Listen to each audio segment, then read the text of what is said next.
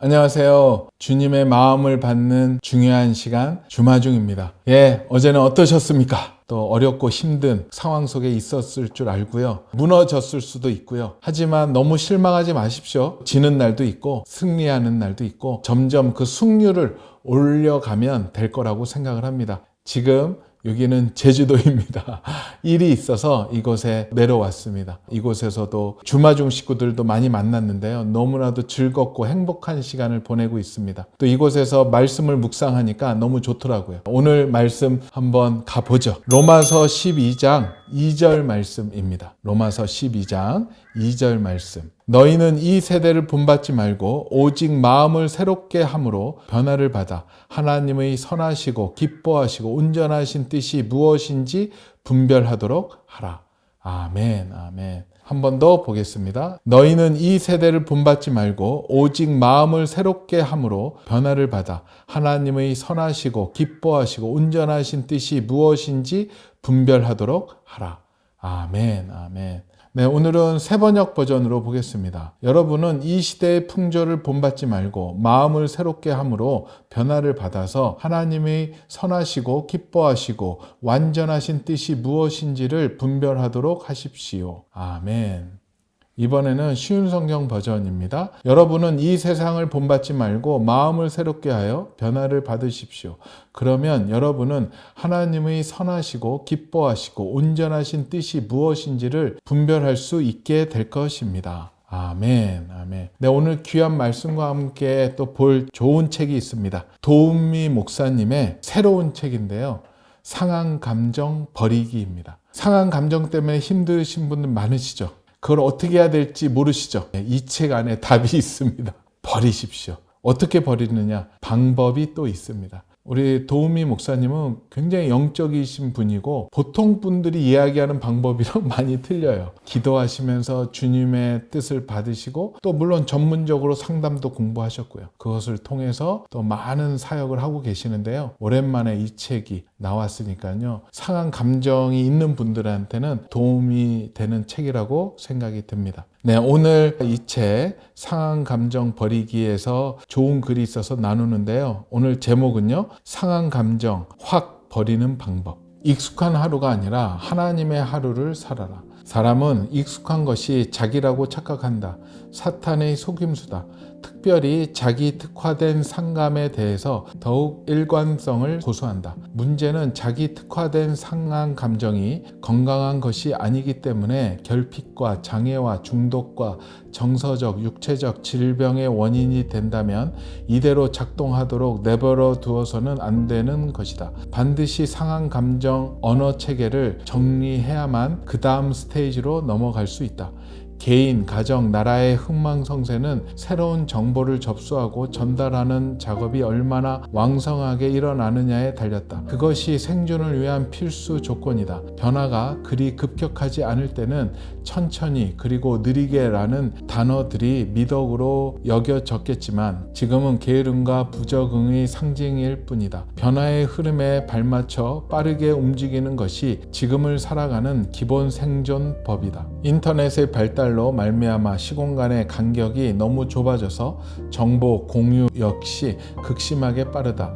17억이나 되는 사람들이 세계 곳곳에서 자기 필요를 충족시키기 위해 새로운 정보를 취합하고 있다. 어제의 정보로 오늘을 풀 수 없는 세상, 정보의 부족이 곧 망하는 지름길이 되는 세상이라는 것을 체감한다. 우리는 과학과 문명의 발전에 따라 어쩔 수 없이 따라가야 하고 따라해야 하는 시스템 속에서 살아가며 필요한 혜택을 누리고 있지만 상한 감정은 지속적으로 과거에 집중하며 날이 지나도 새로운 정보를 원치 않는다. 홀로 외롭고 괴로운 날을 살아가는 사람들이 많아지니까 불안과 두려움과 원망과 불평과 수치감과 죄책감과 무능력과 무관심과 공포가 날이 갈수록 상황 판단력을 흐리게 한다. 자기 생존에만 집착한다. 온갖 중독과 질병을 호소하면서 말이다. 사람과의 관계도 너무 너무 익숙하면 망한다. 익숙하면 사람이 안 보이고 자기가 원하는 것만 보인다. 서로 무관심하게 되고 서로 무례하게 굴고 상대방을 자기 편리를 위한 도구로 여긴다. 익숙할수록 건강한 긴장감이 필수다. 관계의 활력은 건강한 낯섦에서 왕성해진다. 신선함과 궁금함에 끌림이 있기 때문이다. 연애할 때 숨소리조차 신경을 쓰던 남자친구가 남편이 되더니 아내에 대해 별 관심이 없어졌다. 아내는 물론 자녀들과 함께하는 시공간에 매우 인색해진다. 모든 에너지를 회사와 그 직업 관계에 쏟아버린다는 핑계를 댄다. 아내나 자식은 남자에게 이미 획득된 메달과도 같다. 아직도 획득해야 할 더 많은 다른 메달들이 있다. 아내는 가정 살림과 자녀 양육으로 자신을 돌볼 시간이 없다고 한다. 그건 사치란다. 남편을 아직도 매일 아름다운 아내를 보고 싶어 하는데 아내는 그런 남편의 마음을 몰라준다. 잔소리와 지적질에 눈만 마주쳐도 야단치고 화내고 짜증을 부린다. 남편을 무시하는 것 같다. 이제는 매력을 느끼지 못해 여자 같지 않다. 정이 뚝뚝 떨어진다. 익숙함은 무관심하게 만들고 무례하게도 한다. 사랑의 예의는 기본인데 서로 예의 없이 군다. 편리함은 거대한 장애물이 되어 관계를 무너뜨린다. 익숙하니까 값싸게 여기고 귀한 줄 모른다. 익숙하니까 무례히 행하고도 당연하게 생각한다.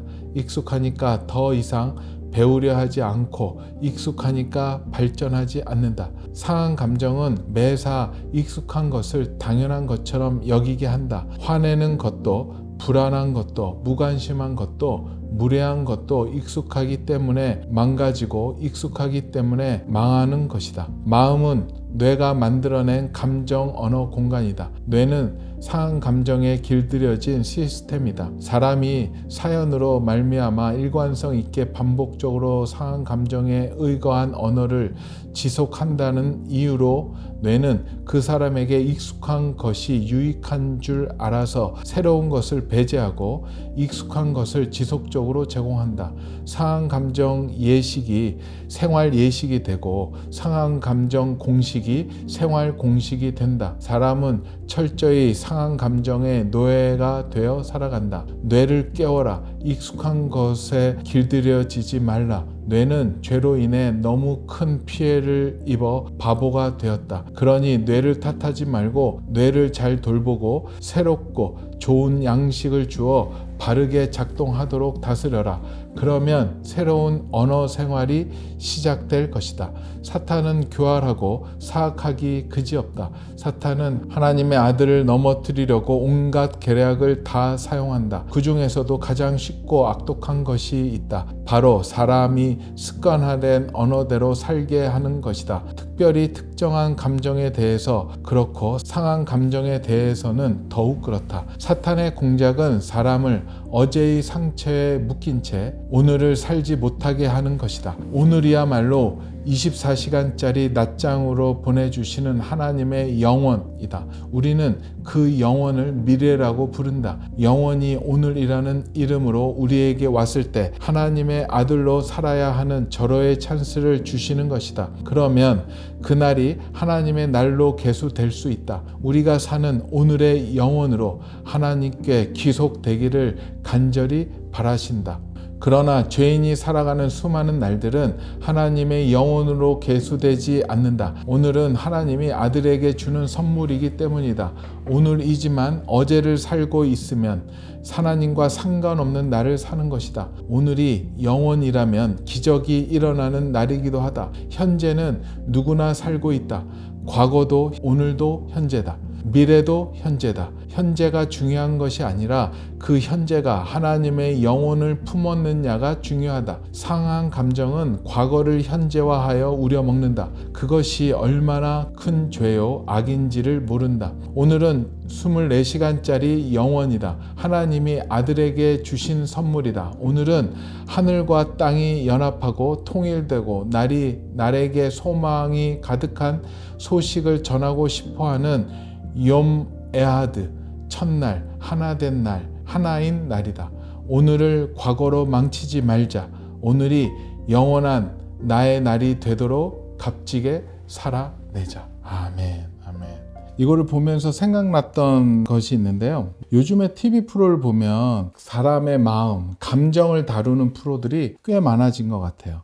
어떤 이혼 위기의 부부들이 나와서 상했던 마음들을 서로 토로하고 상처를 또 치유하는 과정들, 또 문제 아동들을 도와주는 프로들, 또 가족 간의 그런 어려움들을 또 회복시켜주는 그런 프로들, 사람과 사람의 관계에서 마음이 힘들어지고 상한 마음을 서로 주고받는 그런 지금 사회적인 흐름 때문에 방송국에서 그런 프로들을 자꾸만 기획하고 또 그런 프로들이 나오니까 사람들이 관심 있게 보고 그걸 보면서 또 많은 것들을 깨닫고 있는 것이 아닌가 생각을 해보게 됩니다. 근데 그 남녀노소 공통점들이 나오는데요. 모든 사람들이 온갖 상처로 인해서 다 상한 감정들을 한 개가 아니고 온 마음을 가지고 계시더라고요. 대표적인 게 부모로부터 받은 상처, 또 부부에게 서로 받은 상처, 또 자녀에게 되려 받았던 상처, 또 친구와 이웃에게 받은 상처, 인간을 통해서 사람과 사람을 통해서 받았던 상처들이 데미지도 가장 크고 또 회복하기도 쉽지 않다라는 것을 보게 됩니다. 상한 마음이 이 시대를 다 잡고 있는 듯한 그런 느낌을 받았습니다. 그 상한 마음을 통해서 모든 분위기가 갖추어지고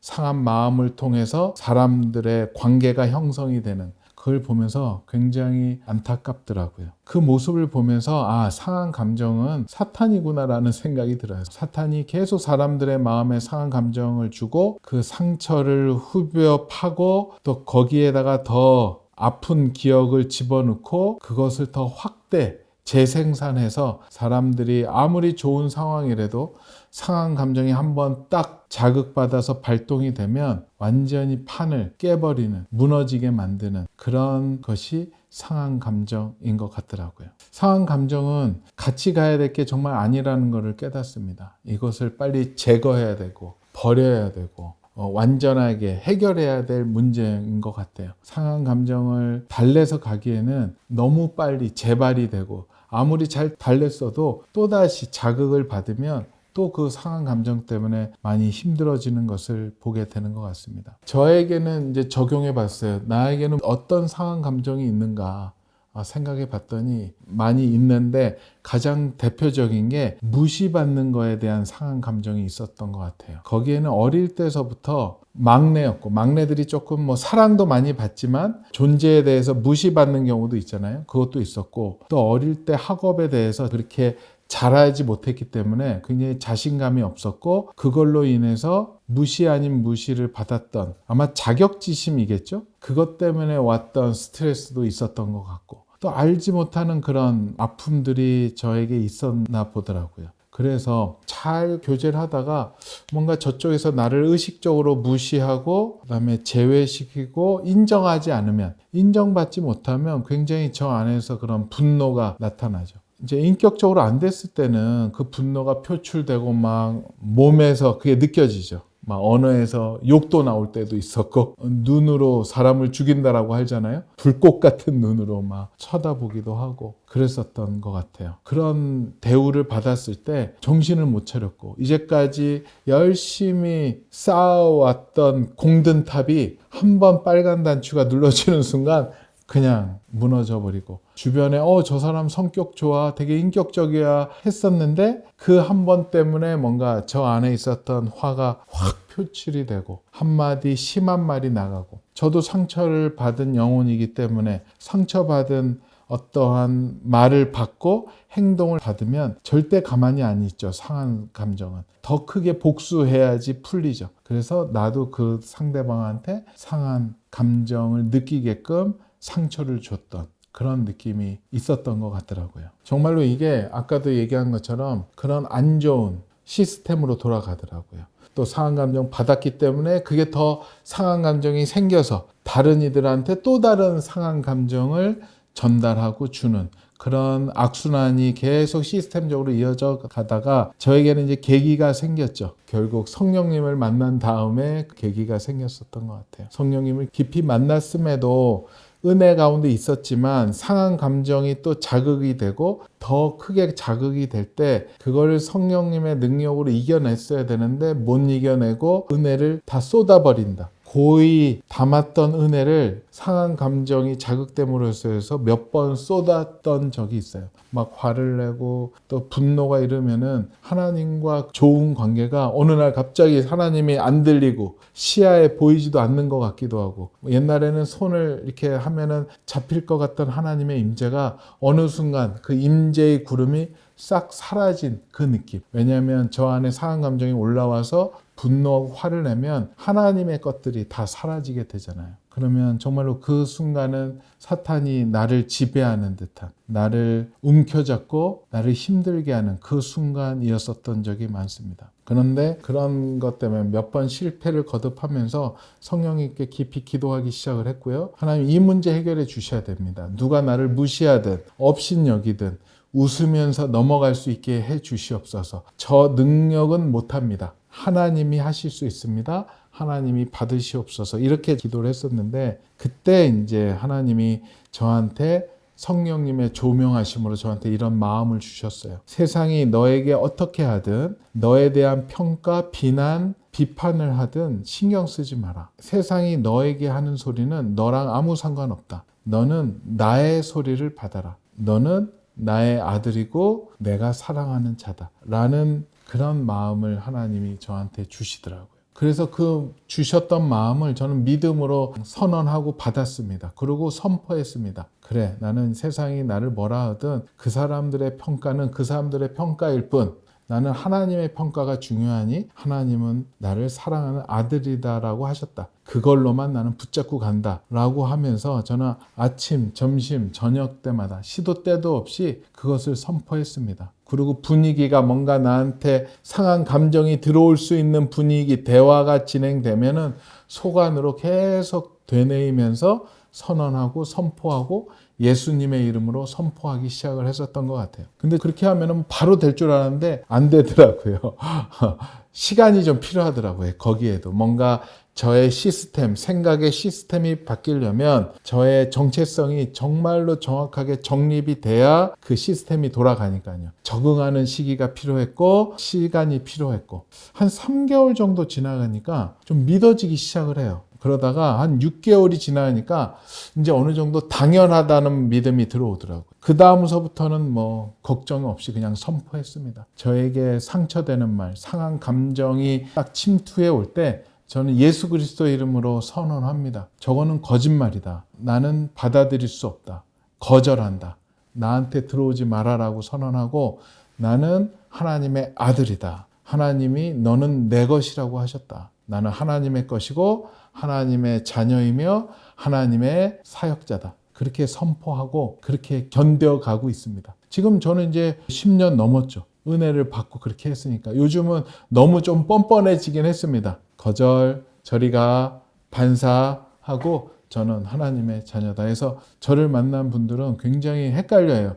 저 사람이 자존감이 높은 건가, 교만한 건가. 굉장히 그 경계선에 있긴 하지만 저는 그래도 하나님의 귀한 아들이라는 마음을 가지고, 아시죠? 하나님의 막내 아들, 그 마음을 가지고 살아가려고 합니다. 우리 주마중 식구들은 어떠세요? 항상 그 상한 감정이 치고 들어오고 잘 지내다가 또 한순간에 무너지고 그런 적 많으시죠? 예, 이제 그걸 인지했기 때문에 오케이, 받아들이시고요. 이제 새롭게 시작을 하면 좋을 것 같아요. 새로운 시스템, 새로운 행동 루틴, 믿음의 생각을 가지시고 먼저 나의 정체성을 확인하시고 하나님의 시각으로 나를 보는 그런 선포를 하시면서 넘어가면 어떨까 생각을 하고요. 구체적인 방법은 이 책 안에 있습니다. 디테일하고 자세하게 있으니 한번 꼭 보시면 도움이 되지 않을까 생각을 해보게 됩니다. 네, 오늘 본문 중에서 좋은 글이 있어서 나눕니다. 사탄의 공작은 사람을 어제의 상처에 묶은 채 오늘을 살지 못하게 하는 것이다. 과거로 망치지 말자. 오늘이 영원한 나의 날이 되도록 값지게 살아내자. 아멘. 네. 또 말씀 한 번 더 보겠습니다. 너희는 이 세대를 본받지 말고 오직 마음을 새롭게 함으로 변화를 받아 하나님의 선하시고 기뻐하시고 온전하신 뜻이 무엇인지 분별하도록 하라. 아멘. 같이 기도하겠습니다. 주님 감사합니다. 주님 감사합니다. 그렇습니다. 주님만이 하실 수 있습니다. 또 주님만이 우리를 평가하실 수 있고 정의하실 수 있는 분이십니다. 세상의 나를 향한 평가, 정의를 이제 거절합니다. 벗어납니다. 버립니다.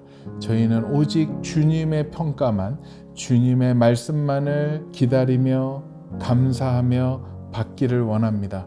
주님, 여기 하나님 앞에 머리 숙인 하나님의 백성들에게 하나님께서 말씀하여 주시옵소서. 내가 너를 얼마나 사랑하는지 말씀하여 주시옵소서. 감사하오며 거룩하신 예수 그리스도 이름으로 기도합니다. 아멘. 그래요. 우리는 하나님의 자녀입니다. 우리가 마음을 새롭게 해서 하나님의 선하시고 기뻐하시고 온전한 뜻이 무엇인지를 알아가는 우리 주마중의 모든 식구들 되었으면 좋겠습니다. 오늘도 블레싱.